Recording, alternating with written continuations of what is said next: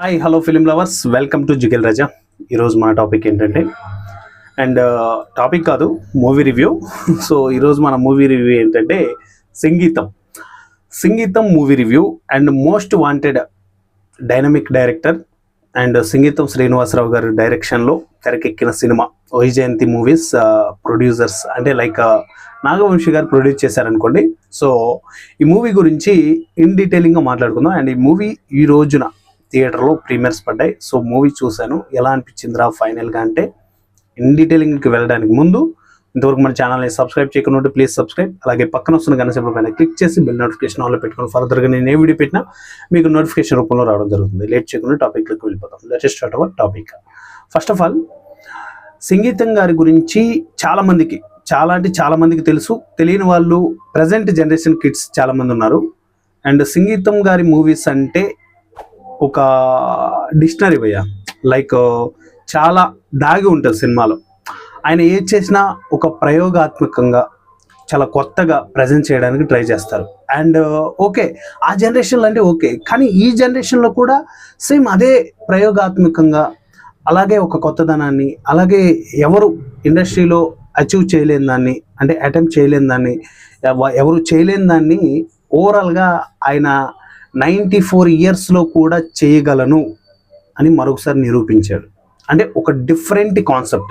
మరి ఆ కాన్సెప్ట్ థియేటర్లో రిలీజ్ అయిన తర్వాత ఆడియన్స్ని అలరిస్తుందా, మెప్పిస్తుందా, ఎంగేజ్ చేస్తుందా, ఆడియన్స్ని మిస్ప్రైజ్ చేస్తుందా అంటే 100% చేస్తుంది.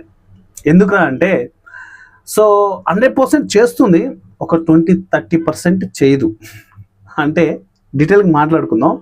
సో నేను ఆబ్వియస్లీ సంగీతం గారి మూవీస్ అంటే తెగ పిచ్చబ్బా. ఆయన చేసిన భైరవ ద్వీపం కానీ, ఆయన చేసిన విచిత్ర సోదరులు కానీ చాలా ఉన్నాయి. ఆయన చేసిన movies, old movies, time travel movies, and Pushpaka Vimanam, ఇలా డిఫరెంట్గా చేస్తూ ఉంటారు ఆయన. అండ్ విచిత్ర సోదరులో మరగుజ్జు క్యారెక్టర్స్ కమల్ హాసన్ గారు, పుష్పక విమానంలో అసలు డైలాగ్సే ఉండవు. అండ్ భైరవ ద్వీపంలో ఒక అడ్వెంచర్ యాక్షన్ మూవీ, చాలా డిఫరెంట్గా మన బాలకృష్ణ గారి ఆ లుక్ కానీ, ఆ మిర్రర్, ఆ ఫైట్ సీక్వెన్స్ కానీ, అవన్నీ కూడా ఒక వండర్ క్రియేట్ చేస్తాయి. సో అలాంటి సంగీతం గారు అండ్ పుష్పక విమానం లాంటి మూవీ అసలు డైలాగ్సే లేవు, మాటలే ఉండవు సినిమా అంతా, మరి ఎలా సినిమా అంతా చూస్తారా అనే డౌట్ ఉంటుంది. ఇన్కేస్ ఈ జనరేషన్ కిడ్స్ ఎవరైనా రివ్యూ చూస్తూ ఉంటే యూట్యూబ్లోకి వెళ్ళి పుష్పక విమానం అని సెర్చ్ చేయండి, కమల్ హాసన్ గారి మూవీ వస్తుంది, చూడండి. వితౌట్ డైలాగ్తో సినిమా ఎలా నెరేషన్ చేశారో ఒక క్లారిటీ వస్తుంది. అండ్ సంగీతం అసలుకి టైటిలే చాలా కొత్తగా ఉంది. అంటే ఆయన పేరు ఏంటి, సంగీతం శ్రీనివాస్. సో ఆయన పేరుతో కలిపి సంగీతం అనే ఒక సినిమాని ఆయన చేశారు. సో ఈ సినిమా చూసిన తర్వాత ఒక్క ఫీల్ భయ, అసలుకి నిజంగానే 94 సంవత్సరాలలో సంగీతం గారు ఇలాంటి మూవీకి డైరెక్ట్ చేశారా, అసలు ఇలాంటి మూవీని ఎలా తీయగలిగారు ఆయన అనే ఒక డౌట్. అక్కడనే షాక్ అసలు ఫస్ట్. ఇన్కేస్ ఇంకా డీటెయిలింగ్లోకి వెళ్తే, సంగీతం గారు అంటే ఆయన స్క్రీన్ ప్లే, ఆ స్టోరీ టెల్లింగ్, ఆయన ఇంత వయసు వచ్చిన ఆయన బ్రెయిన్లోంచి బయటకు పోవట్లేదేమో అనిపిస్తుంది. ఇంకొక 6 సంవత్సరాలు ఆయన ఉన్నారనుకోండి, ఉంటారులేండి, మహానుభావుడు ఆయన, అంటే మనం దాని గురించి మాట్లాడద్దు, ఆయన ఉంటారు, కానీ సెంచరీ కొట్టేస్తారు ఆయన ఇంకొక 6 సంవత్సరాలు రీచ్ అయితే. ఎందుకురా ఈ సోదంతా మాట్లాడుతున్నాం, రివ్యూ గురించి చెప్తానని చెప్పేసి అని మీరు అందరూ అనుకోవచ్చు, అక్కడికే వస్తున్నాం. సో ఆయన రివ్యూలోకి వెళ్ళాలి అంటే చాలామంది చెప్పాను కదా, చాలామంది ప్రజెంట్ కిడ్స్కి ఆయన గురించి తెలియదు. కొద్ది ఇంట్రడక్షన్ ఇస్తే వాళ్ళకి తెలుస్తుంది. తర్వాత ఆయన స్టైల్ ఆఫ్ టేకింగ్, ఆయన స్టోరీ టెల్లింగ్స్, ఆయన సినిమాలు ఎలా ఉంటాయని ఒక ఐడియాలజీ వస్తుంది. అండ్ సపరేట్గా ఇప్పుడు మనం సంగీతం మూవీలోకి ఎంటర్ అయిపోతే, ఆ మూవీలో ఇప్పుడు మాట ఉంటుందండి. మాటని మాట్లాడడం వేరు, అరిచి చెప్పడం వేరు, సైలెంట్గా మూగతో సైగ చేసి చెప్పడం వేరు. ఏదైనా ఒక అర్థాన్ని, ఆ అర్థాన్ని పాట రూపంలో మలిచి ఎవరైనా తీయగలరా అంటే, అలాంటి ప్రయోగాత్మక మూవీస్ చేయాలి అంటే సంగీతం గారికి సాధ్యం.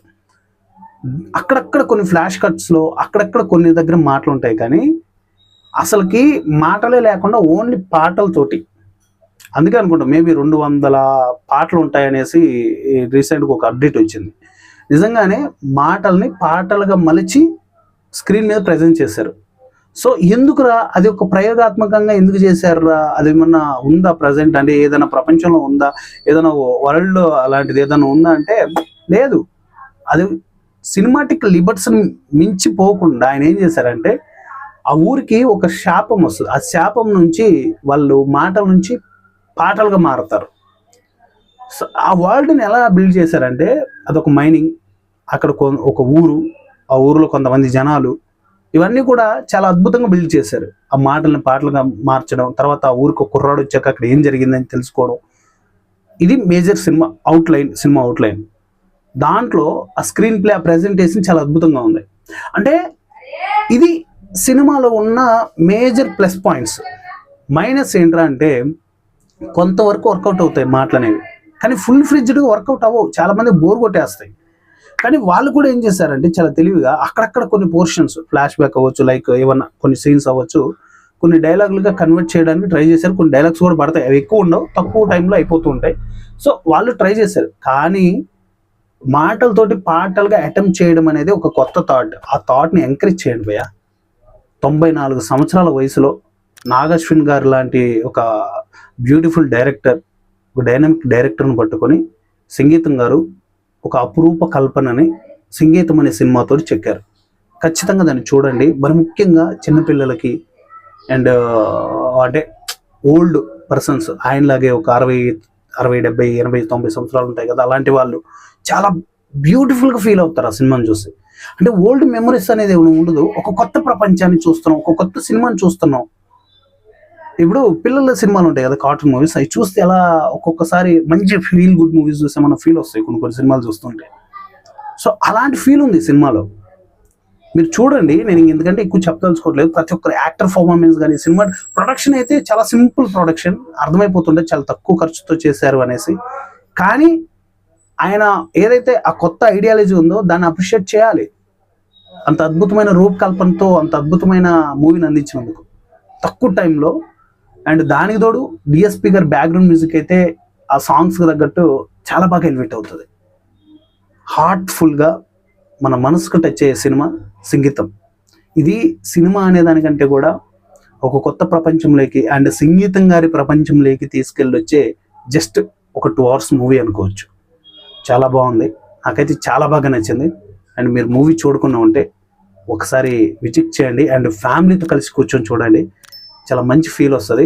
కొంచెం ఆ ల్యాగ్ అనేది తగ్గిస్తే బాగుండేది. అంటే ఏది ఈ మాటల్ని పాటలుగా చెప్పడం, అది కొంచెం డ్రాగ్ అయిన ఫీల్ వస్తుంది.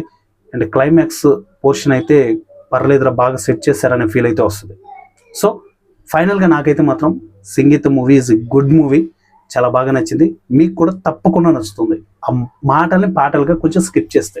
సో ఇది గైస్, ఎలా అనిపిస్తుందో కింద కామెంట్లో తెలియచేయండి. ఈ వీడియో ఫైనల్గా మూవీ చూడకుండా ఉంటే ఒకసారి మూవీ చూడండి. సంగీతం మూవీ రివ్యూ ఎలా అనిపించిందో కింద కామెంట్లో తెలియచేయండి. ఇంతవరకు మన ఛానల్ని సబ్స్క్రైబ్ చేయకుండా ఉంటే ప్లీజ్ సబ్స్క్రైబ్. ఇలాంటి అప్డేటెడ్ వీడియోస్ కంటిన్యూగా మన ఛానల్ వస్తూ ఉంటాయి. పక్కన వస్తున్న గంట సింబల్ పైన బెల్ ఏదైతే ఉందో దాన్ని క్లిక్ చేసి నోటిఫికేషన్ ఆన్ చేసి పెట్టుకోండి. తప్పకుండా నా వీడియో అన్నీ కూడా మీరు పొందుతారు. నెక్స్ట్ వీడియోలో మళ్ళీ కలుసుకుందాం. Thank you.